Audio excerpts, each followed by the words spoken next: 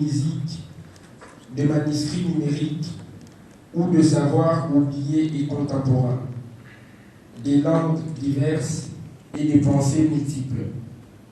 Bongo est un pont entre les générations, entre le continent et entre les cultures. Bongo que nous lançons aujourd'hui est bien plus qu'un outil.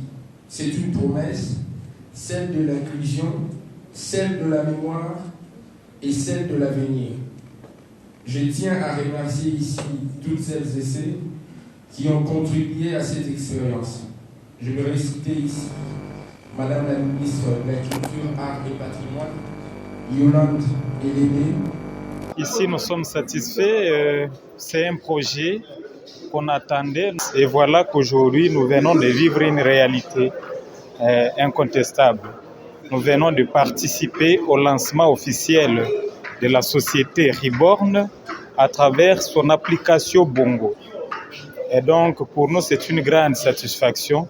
Et je sais que j'ai un grand message que je vais apporter à nos collègues agents de la province d'ici Kivu.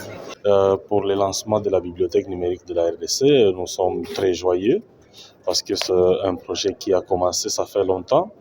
Nous avions été impatients, nous avons attendu trop et voilà qu'aujourd'hui Dieu venait de faire grâce. Le lancement officiel venait d'avoir lieu.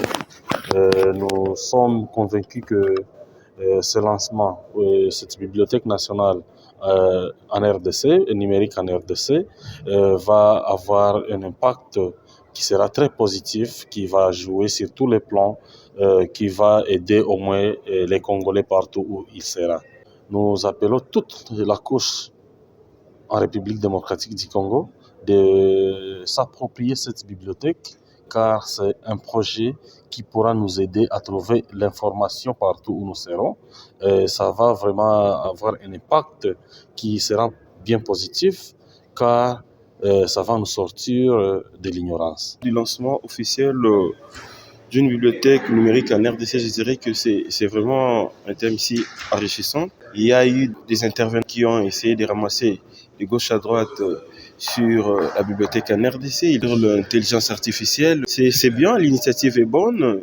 Si seulement si on poursuit ça jusqu'à la fin, ça pourrait quand même donner quelque chose de bien ici dans notre pays, vu qu'on n'a pas encore eu une bibliothèque numérique en RDC, mais si l'idée vraiment ils ont amené jusqu'au bout, ça pourrait quand même aboutir à quelque chose de bien vraiment. Je suis venu assister au lancement des Reborn. Ça s'est très bien passé. Je pense que c'est un grand projet et c'est une innovation pour le pays d'avoir cette initiative du lancement de la bibliothèque numérique. Je pense que ça va contribuer à faire vendre le pays au fait et à motiver les gens à lire maintenant. Parce que les gens n'ont pas la culture d'aller dans la bibliothèque nationale pour lire des livres, mais avec la numérisation, les gens seront motivés pour le faire encore plus. On devait faire une rétrospection des travaux au niveau de la Bibliothèque nationale du Congo. Mais comme on n'avait pas l'autorisation du ministère de Titen, on ne pouvait pas travailler en fait dans cette direction. Nous avons travaillé avec les petits moyens du bord, chose qui a été décaissée et mise en place.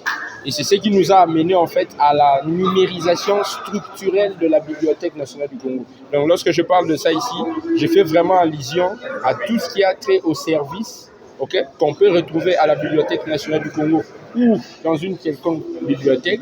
Et c'est vraiment tout ce cheminement qui nous a amené à la mise en place d'une application mobile que nous avons travaillé et retravaillé. Aujourd'hui, 27 mai 2025, on devait normalement aussi faire la sortie officielle de cette application mobile qui est dénommée Bongo, qui fait d'ailleurs ici référence au cerveau. Mais faute de technique, parce qu'on a changé de serveur, on a quitté d'un serveur français vers un serveur américain, que je ne citerai pas ici, question de publicité.